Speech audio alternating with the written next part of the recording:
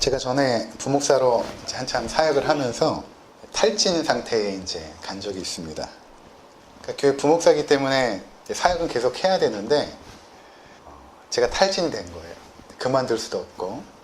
근데 아침부터 이제 신방이 있었어요. 신방하고 또 성경 공부 모임도 하고 또 예배 인도하고 그렇게 이제 바쁘게 이제 생활을 하면서 전혀 영적으로 공급이 되지 않은 상태에서 무언가를 하나님의 일이라고 무언가를 계속 하니까 너무 공허해지고, 그리고 이제 아무래도 이 머리에서 메시지가 나왔기 때문에 듣는 분들의 머리까지밖에 전달이 안 되더라고요. 세상에서 가장 먼 거리가 머리에서 가슴까지라고 하는데 그 가슴까지 메시지가 전달이 되지 않고 그냥 은혜 없이 하나님의 일을 했던 그런 일들이 있었습니다. 그때 제가 깨달은 것이 무엇이었냐면, 내가 예수 그리스도와의 그 인격적인 교제와 친밀함이 없이 하나님의 일을 열심히 한다고 바쁘게 하지만 열매가 없는 것입니다. 열매가 없고 그 일을 하고 있는 내 자신도 굉장히 힘들고 지쳐버리고. 그때 이제 분당이라는 곳에 있었는데 3년 동안의 사역을 딱 하고 나서 이제는 그만둬야겠다. 그만두고 다시 예수님과의 친밀한 교제로 들어가야겠다. 그렇게 이제 결정을 딱 한 상태에서 제안이 들어왔는데, 꼭 이럴 때 좋은 제안들이 들어와요. 사례비를 몇 % 올려주고 교회에서 이러이러한 자리들을 해주겠다. 근데 그 얘기를 우리 아내한테 했더니 아내가 흔들리더라고요. 그래서 이제 나중에 하는 얘기가, 그만둔다는 이야기를 하러 목사님을 찾아뵈려고 할 때 새벽이었죠. 자기 입을 이렇게 붙잡고 있었대요. 이렇게 입을. 왜냐하면 너무 좋은 조건이기 때문에 계속 일을 하라고. 내가 우리 아내 말을 잘 들으니까 입을 이렇게 붙잡고 있었대요. 새벽에 이제 가서 목사님께 제가 더 이상 사역을 할 수 없습니다 이야기를 하고 뉴질랜드로 또 들어갔습니다.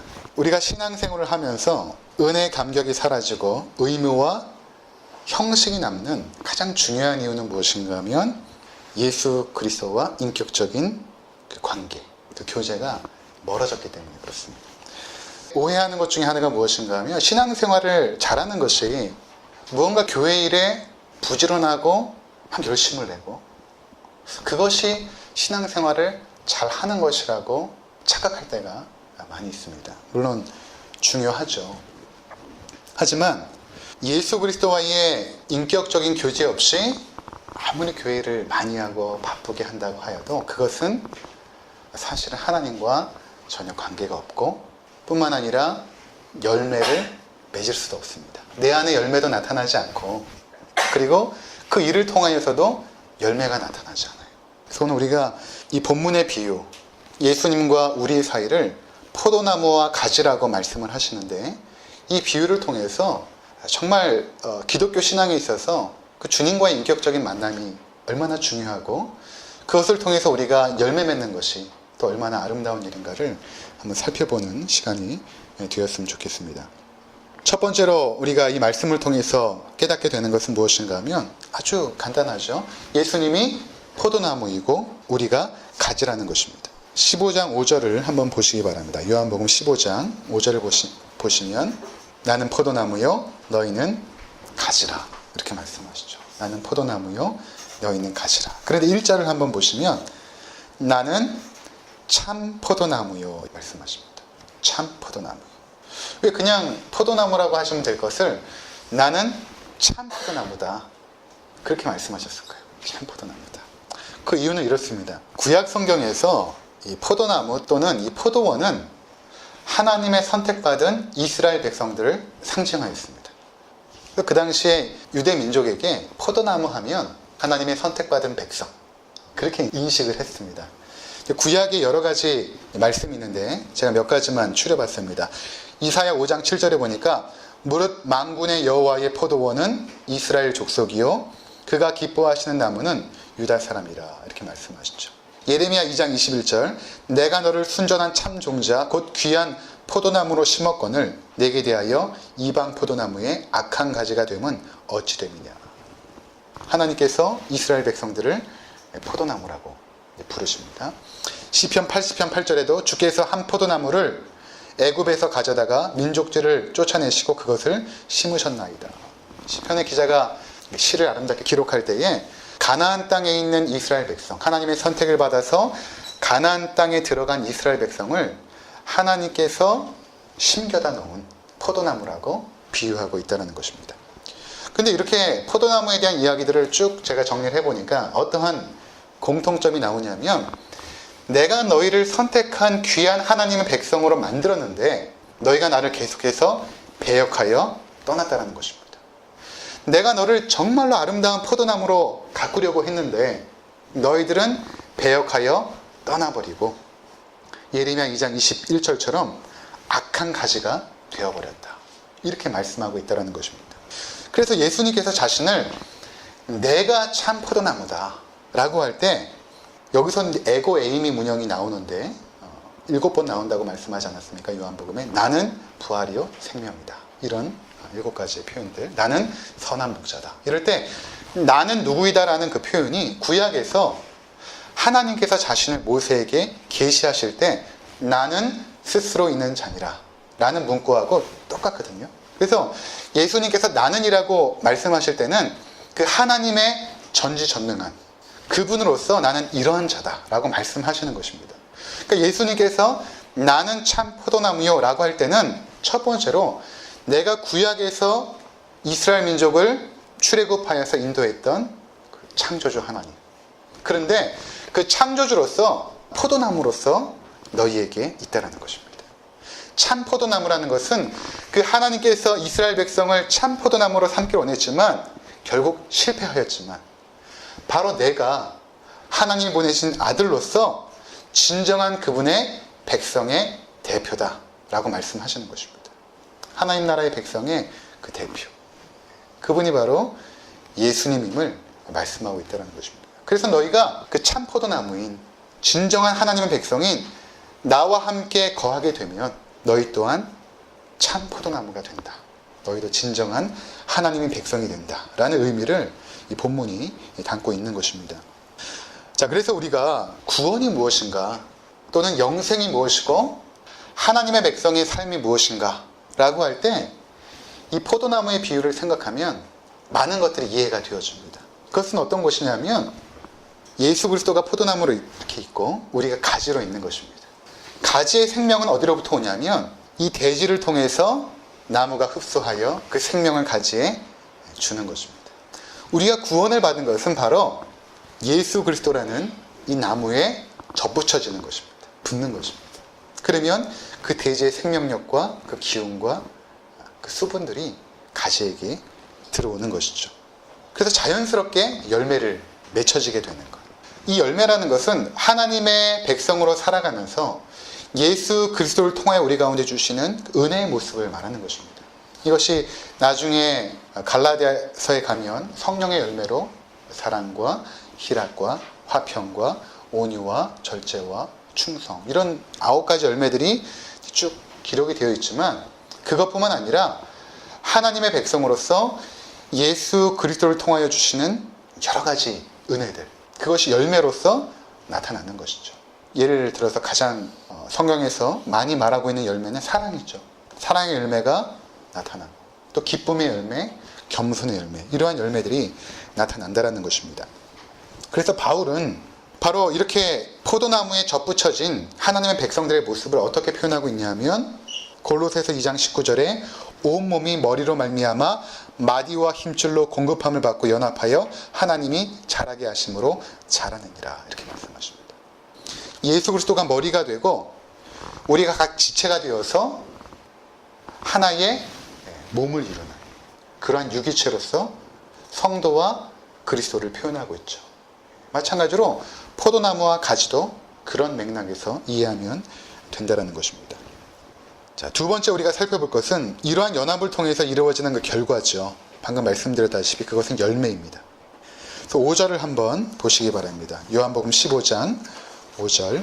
나는 포도나무여 너희는 가지라. 그가 내 안에 내가 그 안에 거하면 사람이 열매를 많이 맺나니 나를 떠나서는 너희가 아무것도 할 수 없습니다.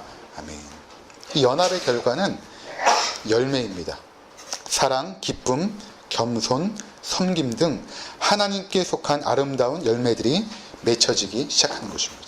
그런데 이렇게 열매가 맺혀지는 것은 우리가 노력한 결과가 아니라는 것입니다.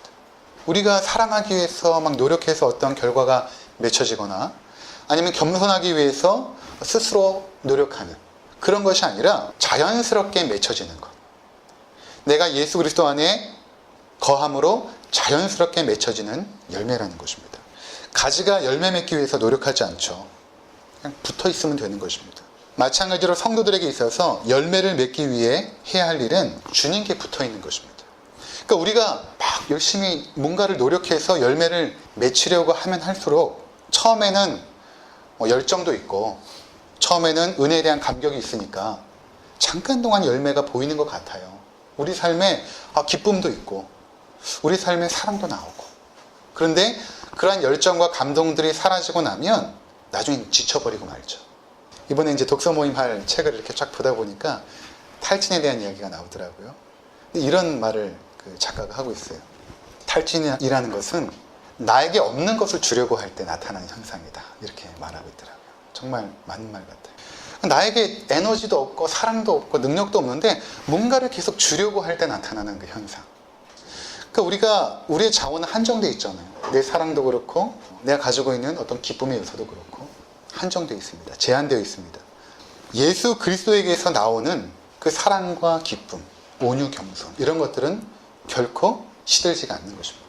그래서 예수님께서 요한복음 4장의 수가성 여인을 만나서 이렇게 말씀하시죠. 네가 지금 이 물을 아무리 먹고 떠먹어도 너는 여전히 목마를 것이다. 여전히 목마를 것이다. 그러나 내가 주는 물을 먹는 자마다 결코 목마르지 아니하리라. 왜냐하면 그 속에서 솟아나는 생수이기 때문이다. 이렇게 말씀하고 있거든요. 그러니까 예수님에게 우리가 접붙여졌을 때에 제한 없는 그 은혜들을 받게 되는 것입니다. 그분의 사랑과 그분의 기쁨과 그분의 겸손 그것들을 우리가 자연스럽게 맺혀지게 된다는 것입니다. 그래서 우리가 노력해야 될 방향은 무엇인가 하면 열매 맺기 위해 노력하는 것이 아니라 예수님과 인격적인 교제를 위하여서 노력해야 되는 것입니다. 노력의 방향이 틀리죠. 노력의 방향이 틀린 것입니다. 아무리 우리가 좋은 핸드폰을 가지고 있어도 충전하지 않으면 사용할 수가 없는 것과 마찬가지로 우리가 예수 그리스도 안에 붙어 있을 때 그때 비로소 하나님의 생명력을 공급받아 열매를 맺게 되는 것입니다. 제가 사역하면서 힘들었던 이유가 바로 이 때문이었습니다. 그런데 저뿐만 아니라 우리 성도들의 삶도 마찬가지죠. 주님과의 인격적인 교제 없이 뭔가 계속 바쁘게 움직이는 것입니다. 기도 모임으로, 성경 공부 모임으로, 전도 모임으로. 물론 중요한 일입니다.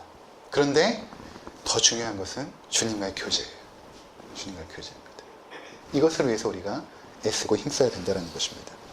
우리 요한계시록 잠깐 한번 살펴보고 오도록 하겠습니다. 요한계시록 2장 4절입니다. 그러나 너를 책망할 것이 있나니 너의 처음 사랑을 버렸느니라. 그러므로 어디서 떨어졌는지를 생각하고 회개하여 처음 행위를 가지라. 만일 그리하지 아니하고 회개하지 아니하면 내가 내게 가서 내 촛대를 그 자리에서 옮기리라. 에베소 교회를 칭찬하시고 또 책망하십니다. 지금 우리가 읽은 내용은 책망의 내용인데 무엇을 책망하고 있냐면 처음 사랑을 내가 버렸다. 그래서 그 대안이 무엇인가? 예수님께서 제시하신 대안이 무엇인가? 5절에 보니까 그러므로 어디서 떨어졌는지를 생각하고 회개하여 처음 행위를 가지라. 이렇게 말씀하십니다. 어디서 떨어진 것입니다. 그리스도의 품 안에서 떨어진 것입니다. 어디서 떨어졌는가? 거기로 돌아가라. 라는 것입니다. 우리가 떨어진 자리는 포도나무인 예수 그리스도입니다. 그러면 주님께서 말씀하신 것처럼 아무 열매도 맺을 수 없는 것입니다. 사단의 가장 중요한 전략 중에 하나가 그래서 무엇인가 하면 이 떨어뜨리기예요. 근데 아주 교묘하게 이 떨어뜨리기 작전을 씁니다. 가장 교묘한 것은 무엇인가 하면 아까 제가 말씀드렸다시피 예수 그리스도와 인격적인 교제 없이 일로 바쁘게 만드는 것입니다. 일로 계속 지치게 만드는 것이죠. 그러니까 이제 저희 교회 오신 분들 중에 이전 교회에서 목자로서 사역하고 또는 구역장으로서 또 여러 가지 교사로서 섬김의 사역을 계속하지 않습니까? 나중에 이제 지쳐버려요. 내가 어디서 떨어졌는가? 주님과의 인격적인 교제에서 떨어진 거예요. 아무리 선한 일이고 좋은 일인데 그것을 느꼈을 때는 사실 굉장히 멀리 떨어져 있을 때 느껴져요. 조금씩 떨어졌을 때는 잘 못 느껴요. 근데 내가 왜 이렇게 일이 힘들지? 왜 이렇게 신앙생활에 기품이 없지? 많이 떨어져 있는 경우가 대부분입니다. 자, 그래서 우리가 주님께서 말씀하신 그 대안, 어디서 떨어졌는가? 돌아가라. 회개라는 것은 돌아가라는 것이거든요. 그 자리로 돌아가라. 주님과 인격적인 연합과 그 교제 자리로 다시금 돌아가라 라는 것입니다. 한 장 더 넘겨서 요한계시록 3장 20절입니다. 볼지어다 내가 문 밖에 서서 두드리노니 누구든지 내 음성을 듣고 문을 열면 내가 그에게로 들어가 그로 더불어 먹고 그는 나로 더불어 먹으리라. 우리 주님께서 우리에게 문을 두드리시죠. 그 이유는 무엇입니까? 교제하고 싶어서. 교제하고 싶어서. 누구든지 내 음성을 듣고 문을 열면 내가 그에게로 들어가 그와 더불어 먹고 그는 나로 더불어 먹으리라. 주님과 인격적인 연합과 교제를 의미하는 것입니다. 그 자리로 너희가 들어가야 된다. 이거 라오디게아 교회에게 말씀하신 것이거든요. 주님의 그 대안들, 우리에게 주시는 그 대안들은 굉장히 일관적이죠. 그 연합의 자리로, 교제 자리로 돌아오라는 것입니다. 그래서 세 번째로 우리가 살펴보게 되는 것은 그러면 실제적으로 예수님과 교제하고 연합한다는 것이 무엇인가? 추상적이지 않습니까? 보이지 않는 주님과 우리가 어떻게 연합되어지고 어떻게 교제하는 것인가?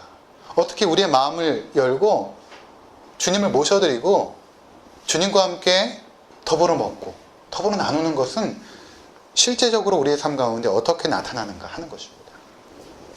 자, 이것을 알려면 다시 요한복음 15장으로 돌아오셔야 됩니다. 15장 10절을 우리가 함께 보도록 하겠습니다. 내가 아버지의 계명을 지켜 그의 사랑 안에 거하는 것 같이 너희도 내 계명을 지키면 내 사랑 안에 거하리라. 아멘. 계명이라는 것은 뭐 10계명을 말하는 것이 아니라 하나님의 말씀을 말합니다. 예수님께서 이 땅에서 어떻게 사셨냐면 하나님의 말씀 안에서 사셨어요. 그분과 기도로서 교제하면서 그 말씀을 듣고 그 말씀에 순종하면서 이 땅에서 사셨습니다. 내가 아버지의 그 말씀, 그 계명을 지켜서 그분 안에 거하면서 살았던 것처럼 너희들도 나의 계명 안에서 나의 말씀 안에 살아가면서 그분의 사랑을 받고 그분의 사랑을 세상에 나타내라 라는 것이 바로 이 말씀인 것입니다. 그러니까 우리가 예수 그리스도 안에 거한다라는 것은 그분의 말씀 안에 거하는 것입니다. 그래서 15장 3절도 한번 읽어볼까요? 15장 3절 우리 같이 읽도록 하겠습니다. 너희는 내가 일러준 말로 이미 깨끗하여졌으니 예수 그리스도의 그 말씀을 통하여 너희가 깨끗해져서 나와 함께 있다는 것입니다. 이미 너희가 포도나무의 가지로서 나와 함께 있는데 그렇게 된 가장 중요한 이유는 내가 말씀으로 너희를 깨끗하게 했다라는 것입니다. 하나님의 말씀으로. 우리가 주님 안에 거한다는 것은 예수 그리스도의 말씀, 즉 성경 전체를 말하거든요. 예수님께서 이 땅에서 하셨던 그 말씀이 아니라 성경 전체가 예수 그리스도의 말씀이세요. 왜냐하면 구약의 전부는 예수님을 말씀하기 위해서 쓰여졌고 신약 성경은 예수님을 말씀하기 위해서 또한 쓰여진 것입니다. 오실 예수님에 대해서 쓰여진 책이 구약이고 신약은 이미 오신 예수님에 대하여 우리 가운데 말씀하기 위해서 쓰여진 책입니다. 디모데 전서 3장에 보면 모든 성경은 하나님의 감동으로 된 것으로 교훈과 책망과 바르게 함과 의로 교육하기에 유익하다. 모든 성경은 그렇게 말씀하지 않습니까? 이 모든 성경이 하나님의 감동으로 됐다는 것은 성령님의 호흡, 좀 어렵지만 성령께서 간섭하시고 역사하사 성경을 기록했다는 것입니다. 근데 이 성령께서 하시는 중요한 역할은 뭐냐면 예수 그리스도를 우리 가운데 가르쳐 주시는 거예요. 그러니까 성령님 하면은 성령 충만 또는 막 성령님 이렇게 하면은 대부분 생각하는 것이 어떤 신비적인 그리고 또 어떤 열정적인 그런 상태, 방언으로 막 기도하고 어떤 신유의 은사가 나타나고 모여서 막 통성으로 합심해서 기도하여서 막 마음이 뜨거워지고 이렇게 생각하는데 성경에서 말씀하는 성령님의 가장 중요한 역할은 예수 그리스도를 알려주시는 거예요. 우리 가운데. 그래서 14장에 성령은 진리의 영이라. 성령은 진리의 영이라. 전에도 말씀드렸다시피 성령 충만은 그리스도의 말씀으로 충만케 되는 것이죠. 똑같은 의미입니다. 그 성경 전체가 성령께서 쓰셨는데 성령께서 우리 가운데 정말로 바라고 원하는 것은 예수 그리스도를 바라보게 하고 그분께 집중하는 것입니다. 그러니까 성경 전체를 어디를 읽어도 우리는 예수 그리스도를 보게 되는 거예요. 그분과 인격적인 교제를 말씀을 통해서 하게 되는 것입니다. 여러분 우리가 다윗과 골리앗의 이야기 알지 않습니까? 여러분 거기서 다윗을 보십니까? 1차적으로는 다윗이 보이지만 거긴 예수 그리스도가 있는 거예요. 이 세상의 군사의 대표 골리앗, 하나님 나라의 대표 예수 그리스도. 싸울 때 승리한다는 것입니다. 구약 성경 전체가 그래요. 예수 그리스도를 우리 가운데 예표하고 모형으로 보여주는 것이죠. 그래서 우리가 주님 안에 거하기 위해서 말씀을 묵상하는 시간을 가져야 됩니다. 이건 개인적으로 가지셔야 돼요. 이렇게 설교 말씀을 듣는 시간도 굉장히 중요한 시간이지만 우리가 일상의 삶 가운데서 나와 하나님과의 1대1의 만남, 그 소중한 시간 여러분들이 꼭 가지셔야 됩니다. 우리가 무시로 기도하고 항상 기도하는 것이죠 라고 말하지만 실제로 정한 시간에 기도하지 않으면 무시로 기도하기가 어렵거든요. 그러니까 우리가 어떤 구별된 시간을 통해서 어떠한 것들이 확장되는 경우가 많이 있죠. 그러니까 주님과 나와의 1대1의 이 묵상의 시간을 통해서 그 시간들이 확장되어 종일토록 주의 말씀을 묵상하게 되는 것이거든요. 이것이 이제 긴 시간이 필요하지 않습니다. 어떤 사람에게는 하루에 5분도 괜찮아요. 내가 하나님과 말씀 앞에서 이렇게 만나게 되는, 하나님의 음성을 듣게 되는 그 잠깐 동안의 시간이 5분이면 충분할 때도 있어요. 차에 딱 타가지고 주의 말씀을 보는 것이죠. 이렇게. 아니면 뭐 아이들 다 학교에 가고 나서 남편 출근하고 집에서 또 주님의 말씀을 좀 깊게 묵상할 수도 있겠죠. 그때 우리는 성령님께 기도하는 것입니다. 성령께서 이 말씀을 기록하셨는데 내가 이 말씀을 통하여 주님과 인격적인 교제를 하게 하옵소서. 기도하고 말씀을 묵상해 가는 것입니다. 그리고 잠깐 동안이지만 하나님 앞에 이제 찬양을 하는 거죠. 그러니까 하나님 앞에 1대1로 예배하는 시간을 갖는 것이 우리 신앙생활에 있어서 굉장히 유익하고 중요합니다. 경건의 연습이죠. 성경 경건의 연습이 우리 삶에 굉장히 유익하다라고 말씀하지 않습니까? 우리 영혼에 유익한 경건의 연습들, 훈련들, 이것이 굉장히 필요하다는 것입니다. 히브리서 4장 12절에 이렇게 말씀하십니다. 하나님의 말씀은 살아있고 활력이 있어 좌우의 날선 어떤 검보다도 예리하여 혼과 영과 및 관절과 골수를 찔러 쪼개기까지 하며 또 마음의 생각과 뜻을 판단하나니. 그렇게 말씀하세요. 이 기록된 성경 말씀이 살아있다는 것입니다. 그래서 우리 영혼 가운데 때로는 치료하기도 하고 우리 죄악을 들춰내기도 하고 또 우리의 마음의 생각들을 판단하시기도 하죠. 성령께서 살아서 역사하시는 것입니다. 요한계시록에서 예수님의 모습을 표현할 때 예수님의 입에서 막 검이 나와요. 그건 뭐냐면 예수 그리스도의 말씀이 검이라는 것입니다. 검 같아서 우리의 심령을 쪼개고 또 회복돼야 될 부분들을 찢어내고 그 상처를 꿰매고 싸매고 치료와 회복과 생명의 능력이 말씀 가운데 나타난다는 것입니다. 지난주에 좀 마음적으로 여러 가지 이제 안 좋은 일이 있어가지고 굉장히 낙담해 있는데 이제 아침에 일어나서 이제 말씀에 있는 시간을 갖고 자전거를 타고 이제 수통코를 한 바퀴 도는데 최근에 제 아내가 이제 아이 들으라고 계속해서 틀어놓는 그 주일학교 찬송이 있어요. 하나님 말씀을 곡을 붙여서 그대로 이제 만든 찬송이거든요. 이런 찬송이 하나 있었어요. 나의 힘이신 여호와여 내가 주를 사랑하나이다. 나의 힘이신 여호와여 내가 주를 사랑하나이다. 이게 이제 끝이거든요. 이 찬양이 이제 계속 제가 요새 듣다 보니까 자전거를 타면서 그냥 흥얼거렸죠. 나의 힘이신 여호와여 내가 주님을 사랑하나이다. 근데 그냥 생각으로 갖고 있었던 거하고 막상 입으로 찬양을 할 때에 너무 큰 은혜가 제게 이렇게 다가오더라고요. 확 들어오더라고요. 나의 힘이신 여호와여. 우리 믿음의 고백 아닙니까? 하나님은 나의 힘이십니다. 근데 내가 그 하나님을 사랑합니다. 나의 고백. 이 짧은 하나님 말씀 속에서 이것이 저를 감동시켰던 그런 일이 지난주에 있었습니다. 우리가 이제 이 하나님과의 묵상의 시간을 가질 때 그것이 새벽일 수도 있고 저녁 잠자리에 눕기 전일 수도 있을 것입니다. 너무 분주한 분들은 조금 일찍 출근해서 직장에서 할 수도 있을 것이고 아니면 차에서나 화장실에서도 할 수 있을 것입니다. 중요한 것은 분주했던 일상을 잠깐 내려놓고 주님과 1대1로 만나는 것입니다. 말씀 안에서. 그리고 그 말씀을 듣는 것입니다. 거기서 멈추는 것이 아니라 내가 묵상한 것을 입술로 고백하는 거예요. 내 귀에 들려지도록. 그러니까 시편 찬송에도 보면 내 영혼에게 명령해요. 내 영혼아 여호와를 송축하라 이렇게 명령하거든요. 그럼 어떻게 해야 되는 겁니까? 입술로 송축하라는 것이죠. 입술로. 그러니까 찬양을 담고 있지 말고 말씀을 담고 있지 말고 고백하는 것입니다. 그래서 기독교는 고백의 종교예요. 우리의 신앙을 그냥 보여주는 것이 아니라 고백을 시킵니다. 네가 정말 믿고 있다면 고백해봐라. 그래서 그가 고백했을 때 우리가 그 고백을 받고 세례를 주는 것과 마찬가지로 이 신앙에서 고백이 굉장히 중요해요. 그러니까 예수님께서 제자들에게 너희는 나를 누구라 하느냐 물어보죠. 세상 사람들이 나를 누구라 하는 게 중요한 것이 아니라 네가 나를 누구라고 하느냐. 난 너의 고백을 듣고 싶다라는 것입니다.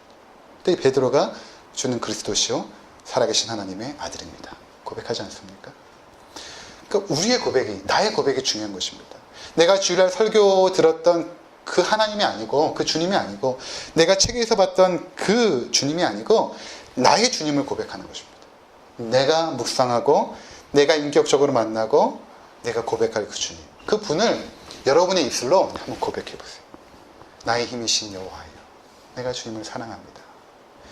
입술로 고백하고 기도도 담아두지 말고 입술로 고백하면서 기도할 때에 우리 가운데 하나님의 충만한 임재와 역사들이 실제적으로 나타나게 되는 것입니다. 주님께서 요한복음 15장 7절에 이렇게 말씀하시죠. 우리 같이 마지막으로 읽고 말씀을 마치도록 하겠습니다. 요한복음 15장 7절 우리 함께 읽도록 하겠습니다. 시작. 너희가 내 안에 거하고 내 말이 너희 안에 거하면 무엇이든지 원하는 대로 구하라. 그리하면 이루리라. 무슨 말입니까? 기도의 축복이죠. 기도의 축복. 이 축복이 어떻게 이루어지냐면 그냥 기도를 막 하는 것이 아니라 우리가 예수 그리스도 안에 거하고 그분의 말씀으로 충만해질 때 우리의 기도는 내 기도가 되는 것이 아니라 주님의 기도가 되어지거든요. 그럼 주님의 기도가 되어지면 요한일서에서 말한 것처럼 그의 뜻대로 무엇을 구하면 들으시리라 이렇게 말씀하시고 너희 가운데 담대함이 있는데 그 담대함은 무엇인가 하면 너희가 주의 뜻대로 무엇을 구하면 하나님께서 들으시고 응답하신다. 우리가 예수 그리스도 안에 말씀을 통하여 거하게 될 때 그 말씀이 우리를 사로잡고 충만케 됐을 때 주님 앞에 구하는 것들은 예수 그리스도의 기도가 됐죠. 그러면 원하는 대로 구하라. 그리하면 이루어진다. 우리의 원함대로 구하지 않게 되겠죠. 주님께서 무엇을 원하시는지를 우리는 구하게 될 것입니다. 이러한 축복이 우리 가운데 임한다는 것입니다. 그리고 마지막 8절 읽어보겠습니다. 시작. 너희가 열매를 많이 맺으면 내 아버지께서 영광을 받으실 것이요 너희는 내 제자가 되리라. 이러한 삶을 통해서 하나님이 결국에는 영광을 받으신다. 이러한 우리의 삶을 통해서 하나님이 영광을 받으신다라는 것입니다. 아무쪼록 우리 기쁜 우리 교회 모든 성도님들은 이제 앞으로 삶 속에서 주님과의 이런 인격적인 교제, 묵상을 통한 이 교제를 통하여서 아름다운 열매를 맺으시고 그리고 하나님께 영광이 되어지는 복된 삶을 사시기를 주의 이름으로